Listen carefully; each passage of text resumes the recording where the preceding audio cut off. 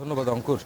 আজকে আসলে বেগম জিয়ার প্রয়াণের প্রায় 10 দিন পার হওয়ার পরও এখনও প্রতিদিনই আমরা দেখি সকাল থেকে রাত পর্যন্ত এখানে আসলে বেগম জিয়া যে সমাধিটি আমার পেছনে, সেই সমাধিতে প্রতিনিয়তই সকাল থেকে রাত পর্যন্ত সাধারণ মানুষ, দলীয় নেতাকর্মী, বিভিন্ন সংগঠনের অনেক মানুষই এখানে আসছেন।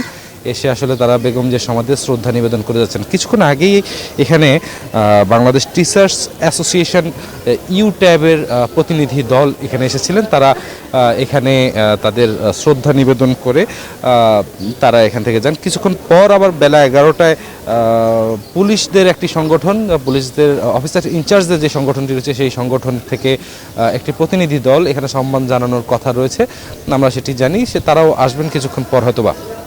আসলে এছাড়া এখানে প্রতিদিনের মতোই কোরআন তেলাওয়াত, দোয়া চলছেই। সকাল থেকে রাত পর্যন্ত এখানে দোয়া করছেন ওলামা দলের পক্ষ থেকে।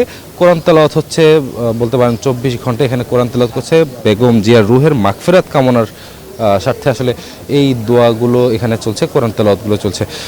এছাড়া আজকে বিকেলেও এখানে বিএনপির পক্ষ থেকে কয়েকটি অঙ্গ সংগঠন আসার কথা রয়েছে। তারা এসে এখানে শ্রদ্ধা জানাবেন, সম্মান জানাবেন বেগম জিয়ার সমাধিতে। এই শ্রদ্ধা আসলে কবে শেষ হবে, কত মানুষের ভালোবাসা এই শ্রদ্ধা জানাতে আসবেন তারা, কত মানুষ তাকে ভালোবাসে, তারই একটা আসলে প্রতিচ্ছবি।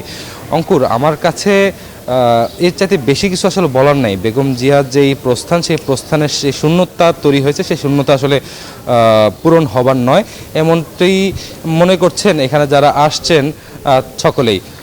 এখন পর্যন্ত এটি আসলে এখানকার সর্বশেষ অবস্থা। Bashundhara public school and college 2026 শিক্ষাবর্ষে ভর্তি চলছে।